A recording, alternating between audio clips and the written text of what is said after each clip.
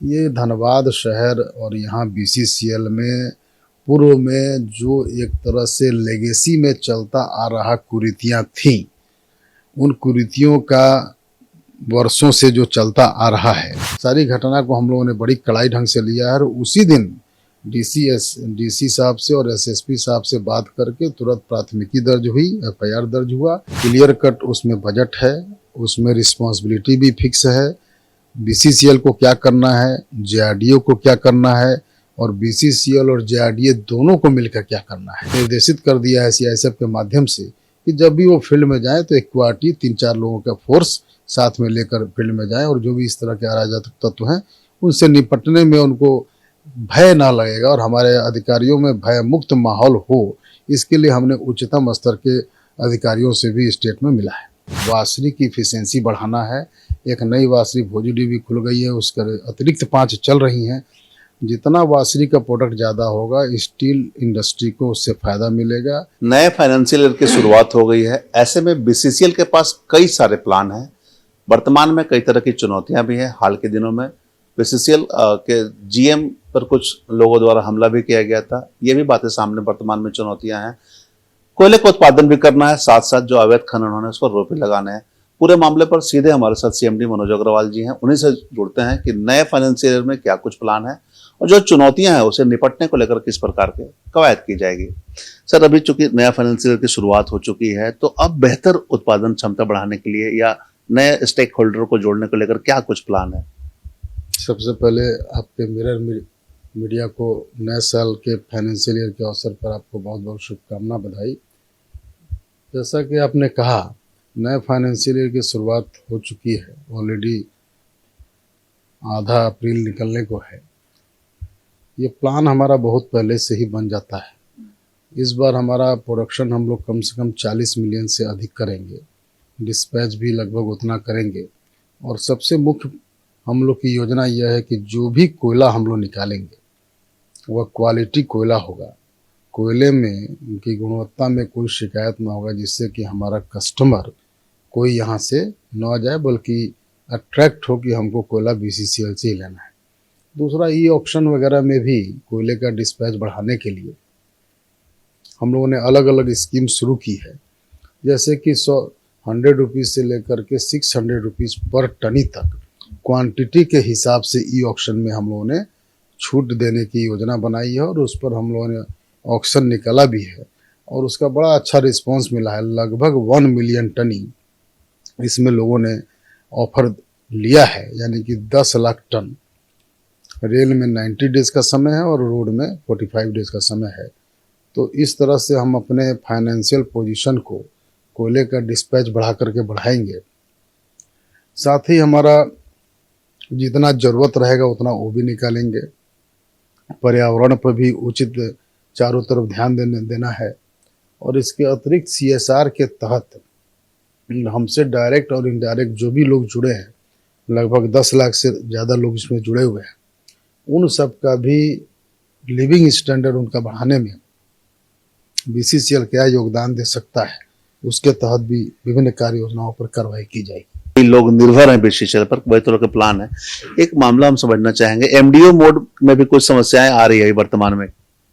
नहीं, MDO mode में इस तरह की समस्या कुछ नहीं है, लेकिन एमडीओ के द्वारा क्वालिटी कोल और उसका डिस्पैच सही ढंग से हो, इसकी सुनिश्चितता भी एमडीओ को निर्धारित करनी पड़ेगी। उनकी भी जिम्मेदारी है कि क्वालिटी कोयला निकालें और उसका डिस्पैच सही ढंग से हो।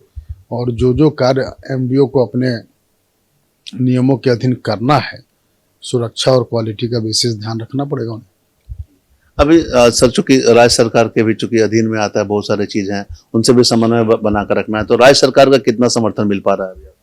राज्य सरकार का हमको 100% समर्थन मिल रहा है।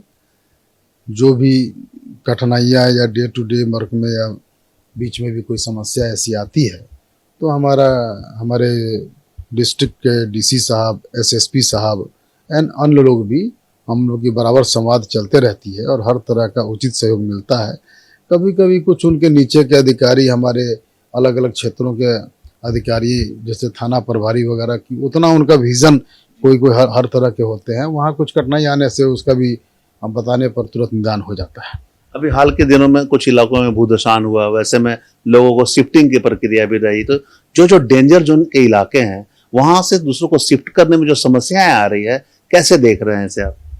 देखिए, JMP 2.0 में बिल्कुल क्लियर कट उसमें बजट है, उसमें रिस्पॉन्सिबिलिटी भी फिक्स है, BCCL को क्या करना है, JRDO को क्या करना है, और BCCL और JRDA दोनों को मिलकर क्या करना है। 3 तरह के श्रेणियों में बांटा गया है। तो जो भी LTH और नॉन LTH है उसको डिस्ट्रिक्ट एडमिनिस्ट्रेशन JRDA को, जो कि DC साहब उसके डिप्टी CO हैं, तो उनको सारी कार्रवाई करनी है। उनके अंतर्गत CO हैं, उनका कौन ऑथेंटिकेट करना है, ज़मीन का करना है, कौन LTH हैं, कौन नहीं LTH हैं, इन सब को, और उसके लिए उचित मुआवजा जो देना है उसका भी फंड उनके पास अलग से केंद्र सरकार द्वारा, कैबिनेट के द्वारा दिया गया है, जो कि कोल इंडिया के द्वारा दिया जाता है। तो जो आपने बताया कि उसमें क्या समस्या, कुछ लोगों का शिफ्टिंग शुरू हो गया है, जो बिल्कुल ही पहले वाले JMP शुरुआत वाला जो बना था उसमें, उसके तहत उससे अट्रैक्टिव स्कीम लाया गया है और इसके तहत कुछ लोगों का आना जाना शुरू हो गया है। बेलगरिया में खूब अच्छी टाउनशिप बन रही है, DC साहब का उसमें अहम रोल है, BCCL साथ में मिल करके उचित कार्रवाई कर रहा है। और मुझे लगता है कि अब आने वाले दिनों में यह शिफ्टिंग और तेज रूप से पकड़ेगा, इसमें गति आएगी। क्या होता है कि कोई भी आदमी एक जगह पर 30 साल, 40 साल, 50 साल से कोई भी है, उसको एक जगह से उठा करके दूसरे जगह में ले जाना, और इसमें बहुत तरह की आप समझ सकते हैं कि जड़ता रहती है, इनर्सिया रहती है, लेकिन फिर भी समझाकर बुझाकर वहाँ पर रोजगार के अवसर पैदा करके ट्रेनिंग, स्किल ट्रेनिंग, बहुत महिलाएं कार्य कर रही हैं, मशरूम की खेती हो रही है, सेल्फ हेल्प ग्रुप काम कर रहे हैं, रोड चौड़ीकरण हो रहा है, बिजली, तो अब वो अट्रैक्टिव एक शहर की तरह कुछ दिनों में लगने लगेगा। ऑटोमेटिक एक खतरे वाले जगह से उस अच्छी जगह में जाने के प्रति रुझान बनेगा। सर, एक चीज और हम समझना चाहेंगे, जैसे कि 80 स्थल को चिन्हित किया गया था, 82 स्थल को चिन्हित किया गया था, तो अभी कितने, 81 को चिन्हित किया गया था, तो अभी कितने लोगों की 81 स्थल में से कितने क्षेत्र को अभी शिफ्टिंग करने का प्लान है? 81 में लगभग 15,000 लोग हैं, उसमें से लगभग 2,500-3 हज़ार लोग जा चुके हैं। बाकी को भी उचित ढंग से समझाकर अवेयर करके कार्रवाई चल रही है। इसमें डिस्ट्रिक्ट एडमिनिस्ट्रेशन का अहम रोल है और मुझे लगता है कि BCCL के सहयोग से आपस में मिल करके यह कार्य, जैसा कि मैंने पहले ही बताया, शुरुआत हो चुकी है। इसमें इसके अतिरिक्त भी हमारे जनप्रतिनिधि, हमारे रैयत और जो भी बुद्धिजीवी हैं, साइंटिस्ट हैं, उनका भी, खास करके जनप्रतिनिधि का भी बहुत अहम सहयोग चाहिए, जो कि मिल भी रहा है, और उसमें थोड़ा सा उसमें और ज़्यादा सहयोग मिलने से जल्दी से शिफ्टिंग की शुरुआत होगी। अच्छा सर, अभी हाल के दिनों में एक समस्या आई थी BCCL GM पर कि दोनों GM को सुरक्षा सिक्योरिटी और एक और GM के पर हमला हुए थे, ये कहीं ना कहीं अवैध खनन के कारण हुए हैं, तो कैसे देख रहे हैं आप इसे, क्या कुछ पहल करने का प्लान रहेगा? देखिए, हम लोग तो शुरू से ही, जो कि आप सभी जानते हैं, आपकी पुराना आपका न्यूज़ एजेंसी है, ये धनबाद शहर और यहाँ BCCL में पूर्व में जो एक तरह से लेगेसी में चलता आ रहा कुरीतियाँ थीं, उन कुरीतियों का वर्षों से जो चलता आ रहा है उसको एकाएक जड़ से उखाड़ना मुश्किल है। पूर्व में भी इसके प्रति कितनी तन्मयता से कार्य की गई रही होगी, लेकिन आजकल हम लोग ने, जब खास करके जब से हम लोगों ने ज्वाइन किया, तब से इसके पीछे पड़े हैं। कुछ नहीं, ये घटना CCTV का स्थान जहाँ लगाते थे, वहाँ चोरी का स्थल या जहाँ जहाँ इस तरह की संभावना रहती है, उस पर फोकस करता है। और उसको हमारा integrated command and control centre है, ICCC, उसमें आता था, तो उसको कुछ नाजायज़ तत्व उसको तोड़ देते थे, बनता था फिर तोड़ देते थे। तो हमारे GM सुरक्षा कर्मी और CISF वहाँ गए, जाने के बाद उसका स्थान दूसरे जगह ले जाना चाह रहे थे। इसी बीच में कुछ अराजक तत्व का प्रवेश हुआ और फिर उसके बाद से उसमें कुछ वार्तालाप हुई, गलत सही बात हुआ उन्होंने, तो उसके बाद थाना में भी लोग गए और वहाँ पर भी कुछ तो उसमें वहाँ पर थाना के पास भी हुआ, तो सारी घटना को हम लोगों ने बड़ी कड़ाई ढंग से लिया है और उसी दिन डीसी साहब से और एसएसपी साहब से बात करके तुरंत प्राथमिकी दर्ज हुई, एफआईआर दर्ज हुआ। अब उसमें प्रशासन का हमें देखना है कि आगे उचित कार्रवाई उनके द्वारा क्या की जाती है। तो इस तरह के नाजायज तत्व हैं, उनको कड़ाई से निपटा जाएगा और इसमें हमारा राज्य सरकार का भी और ये हमारे एसएसपी डीसी साहब का पूरा सहयोग मिल रहा है। भविष्य में भी कुछ और बेहतर सिक्योरिटी को लेकर करने का पहल है ताकि अनधिकृत लोगों का प्रवेश ना हो सके। बिल्कुल बिल्कुल, हम लोगों ने अपने सभी जो गेट हैं वहाँ पर हमारा आरएफआईडी काम करता है, सीआईएसएफ के लोग हैं, सीआईएसएफ के डीआईजी साहब को बुला करके उचित ढंग से यह उनको क्लियर कर दिया गया है कि अपने सीआईएसएफ के जो लगभग 3000 से अधिक हमारे पास सीआईएसएफ के कर्मचारी हैं उनको और अवेयर करें, उनके काम में तेजी लाएं और वो तन्मयता के साथ और कार्य करें। उसी दिन उसके अगले ही दिन पूरे लगभग 100 लोगों का सीआईएसएफ का फ्लैग मार्च भी हुआ था। और इसी तरह से मैंने बताया है, आईजी साहब भी उनका कल मेरे पास आए थे कि हर एरिया में एक बीच बीच में फ्लैग मार्च निकालें। 150 की संख्या में हमारे भी सीसीएल के सिक्योरिटी पर्सन रहेंगे। डीसी साहब से भी मैंने आग्रह किया है कि स्टेट की भी पुलिस में शामिल हो जाए और ऐसे हर जगह में खदान के अंदर घूमें, जिससे कि इस तरह के अराजक तत्व में एक भय हो। मतलब कि सीआईएसएफ और पुलिस से लोगों को भय होना चाहिए। तो उसके तहत और प्लस हमने अपने जीएम को भी यह निर्देशित कर दिया है सीआईएसएफ के माध्यम से कि जब भी वो फील्ड में जाए तो एक क्वार्टी 3-4 लोगों का फोर्स साथ में लेकर फील्ड में जाए और जो भी इस तरह के अराजक तत्व हैं उनसे निपटने में उनको भय ना लगेगा और हमारे अधिकारियों में भय मुक्त माहौल हो, इसके लिए हमने उच्चतम स्तर के अधिकारियों से भी स्टेट में मिला है। लेकिन अभी भी कुछ अधिकारी डरे हुए हैं, भय में हैं, उनको लग रहा है कि भय माहौल में कैसे, तो उसको कैसे टर्न अप करने का प्लान है? हम लोगों ने अधिकारी संघ के एसोसिएशन के प्रेसिडेंट और सेक्रेटरी भी आए थे, उनसे भी बात किया और उनके हम लोगों के एक्शन से बहुत ही संतुष्ट हैं। और भय मुक्त माहौल तो देखिए, कभी कभी हम लोग जब आईएसएम में पढ़ते थे तो बोला जाता था, प्रोफेसर एक घोष थे कि रोड पर ज़्यादा लोग मरते हैं कि खदान में। तो लोगों ने बताया कि रोड पर ज़्यादा मरते हैं तो प्रोफेसर साहब ने बोला तब तो रोड पे चलना ज़्यादा खतरनाक है। लेकिन ऐसा नहीं है, रोड पे चलने वालों की संख्या ज़्यादा होती है, यहाँ कम उस रेशियो में लेंगे तो माइंस में ये खतरनाक काम माना जाता है। तो भय तो देखिए, आजकल जानवर से आदमी को भय नहीं है, सांप से आदमी को भय नहीं है, आदमी को आदमी से भय है। और जो भय बना कर रखते हैं वह भी आदमी है और उसके अंदर कितनी ताकत है यह देखने वाली बात होगी। बाहर से लगता है कि किसी कारणवश धन के बल पर या ऐसे हो गया हो, लेकिन उसके अंदर में ताकत नहीं है। कोई बड़ा है तो देश बड़ा है, राज्य बड़ा है, बीसीसीएल हमारी बड़ी है, कोल इंडिया बड़ी है।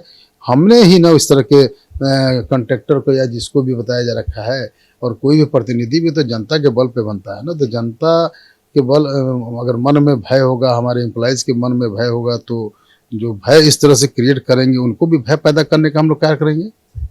एक चीज और हम समझना चाहेंगे, जैसे आपने बताया कि इस बार का लक्ष्य आपने रखा है कम से कम 40 मिलियन का, तो और भी बहुत सारा लक्ष्य रखा होगा इसके साथ में। कुछ आउटसोर्सिंग एजेंसियां जो कार्य कर रही है उन्हें भी कोई टारगेट देने का प्लान रखा है कि उनका भी कुछ सहयोग हो? हाँ, हम लोगों ने वासरी पर भी फोकस किया है। जितना अधिक हमारा वास कोल निकलेगा, वासरी की इफिशियंसी बढ़ाना है। एक नई वासरी भोजूडी भी खुल गई है, उसके अतिरिक्त 5 चल रही हैं। जितना वासरी का प्रोडक्ट ज़्यादा होगा, स्टील इंडस्ट्री को उससे फ़ायदा मिलेगा, इंपोर्ट घटेगा, हमारा अपना रेवेन्यू कलेक्शन ज़्यादा होगा, हमारी फाइनेंशियल स्थिति बेहतर होगी और नए कुछ पैचेस भी खुलेंगे। एक बहुत बड़ा 15 मिलियन टन का ब्लॉक ई प्रोजेक्ट भी इस साल टेंडर होकर के ज़मीन पर आ भी जाएगा। और साथ ही हमने अपने सभी जितने भी आउटसोर्सिंग कॉन्ट्रैक्टर हैं या जो लॉस में चलती हुई आउटसोर्सिंग कंपनियां हैं या डिपार्टमेंटल जो हमारे ऐसे माइंस हैं जो लॉस में चल रहे हैं और ख़ास करके जिनको हमने ठेका दिया है, अगर वो लॉस में चल रहा है तो हम लोग उसको रिव्यू करेंगे तरीके से अपने एफडी में अपने डायरेक्टर्स के संग बैठ करके कि उस तरह की परियोजनाओं पर क्या करना चाहिए, उनको जारी रखना है नहीं रखना है, उसको रिव्यू करेंगे।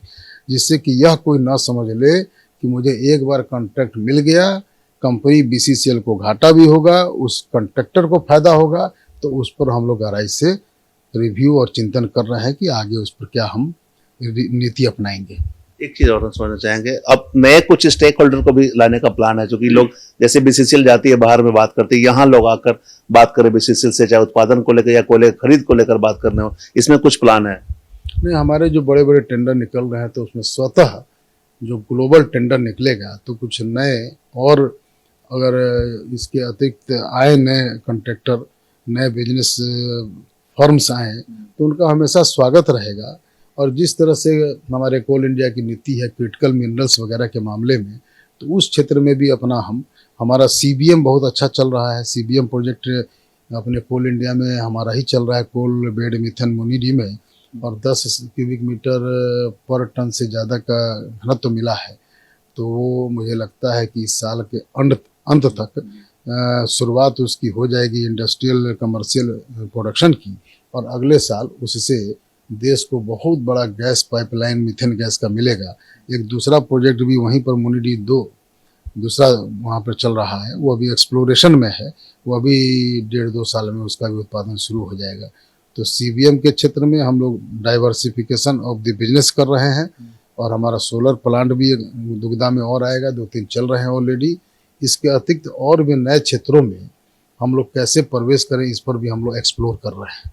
ये तो बहुत अच्छी बात है बीसीसीएल के लिए। एक आपने पहले भी बोला था कि स्वास्थ्य सुविधाओं में भी बेहतर करने का प्लान है, तो नए साल में ये चीज धरातल पर देखने को मिलेगा? हाँ, बिल्कुल देखने में मिलेगा। हमको लगता है कि हम लोग काफ़ी लगभग 30-40% जो नए हॉस्पिटल की बात हमने की है, उस पर हमने अपने कुछ अधिकारियों को 2 दिन पहले सीसीएल भी भेजा था। वहाँ पर भी इस तरह की कुछ योजना कुछ आगे तक बढ़ चुकी है, तो उसका प्रारूप लेकर के हमारे इंजीनियर्स आए हैं, और उस पर हम लोग बैठ करके चिंतन करके और पूरे धनबाद क्षेत्र को एक बड़ा, हमारे एम्प्लॉइज़ को और साथ साथ पूरे धनबाद को भी एक बेहतर स्वास्थ्य सेवा कैसे मिले, इसके लिए जैसे पहले भी मैंने आपको बताया था, इंफ्रास्ट्रक्चर हॉस्पिटल हमारा सेंट्रल हॉस्पिटल मिल करके एक कायदे की कि लोग यहाँ से बाहर ना जाना पड़े, 90% लोगों को ऐसी सुविधा मिले, इसका हम लोग बहुत मतलब सीरियसली इसको सोच रहे हैं, और धरातल पर ये दिखने लगेगा कुछ महीनों के बाद। तो इसके साथ तो रोजगार के भी अवसर लोगों को मिलेंगे, चूंकि नया फाइनेंशियल में जो प्लान है आपका, तो वो भी प्लान है कुछ? हाँ, बिल्कुल, इसमें रोजगार के अवसर मिलेंगे। इसके अतिरिक्त जो नया पैच आएगा उसमें भी सैकड़ों की संख्या में वहाँ के जो ग्रामीण हैं, वहाँ के लोकल हैं, उनको भी नौकरी मिलेगी। देखिए, इस बीसीसीएल का बड़ा क्लियर कट हमारा विज़न है कि हमसे जुड़े हुए जो हम लोग देखते हैं 10 से 15 लाख, हर पुरानी कोलरी है, उसके पास चाय दुकान है, समोसा पकौड़ी की दुकान है, उस स्तर तक के लोगों का हम लोग सोचते हैं, और उस तरह से मिला करके हमारा जो बृहद बीसीसीएल परिवार है वह कम से कम 15 लाख की संख्या से कम नहीं होगा। बीसीसीएल ऊपर उठेगा तो उनका भी सबका परचेजिंग पावर बढ़ेगा, तो आसपास में जितने भी लोग इससे जुड़े हुए हैं उनका रोजगार बढ़ेगा। और साथ में हम लोग गलत कुरीतियों पर भी जिस तरह से कड़ाई करते आए हैं, गलत ढंग से कोयला निकालना, कोयले की चोरी, उस पर निरंतर बीसीसीएल सीआईएसएफ और स्टेट के साथ मिलकर के डिस्ट्रिक्ट एडमिनिस्ट्रेशन के साथ कार्य करता रहेगा, जिससे कि सुंदर, स्वच्छ और खुशमय धनबाद बीसीसीएल की प्रगति में बढ़ोतरी हो। चलिए, तो ये थे सीएमडी मनोज अग्रवाल जी। कई तरह की बातों पर चर्चा विस्तार से हुई। विजन इनके पास स्पष्ट है। इस विजन का धरातल पर उतरने से न केवल बीसीसीएल ऊंचाइयों तक पहुंचेगा, बल्कि इसके साथ जुड़े लाखों परिवारों का घर चलेगा। साथ ही जो अवैध कार्य हो रहे हैं उस पर भी रोक लगाने को लेकर पहल शुरू कर दी गई है। भय मुक्त वातावरण में लोगों को काम करने की सुरक्षा मिलेगी, लोगों को काम करने की छूट दी जाएगी, किसी प्रकार की कोई समस्या नहीं होगी, जैसा कि सीएमडी ने बताया है। अब यह उम्मीद जताई जा सकती है कि आने वाले समय में न सिर्फ उत्पादन बल्कि बेहतर कोयले की गुणवत्ता के साथ साथ बीसीसीएल जो तमाम लोगों को बेहतर और सफलतापूर्वक जो काम हो सके धरातल पर, उसमें बीसीसीएल मददगार साबित होगी। देखना होगा कितनी जल्दी सभी सुविधाएं लोगों को मिल पाती है, और जो भी विजन तैयार किए गए हैं वो धरातल पर कितना बेहतर सफल साबित हो पाते हैं। तमाम इससे जुड़ी खबरों से लगातार आपको अपडेट करवाते रहेंगे। कैमरामैन संजय के साथ धीरेन्द्र, मिरर मीडिया, धनबाद।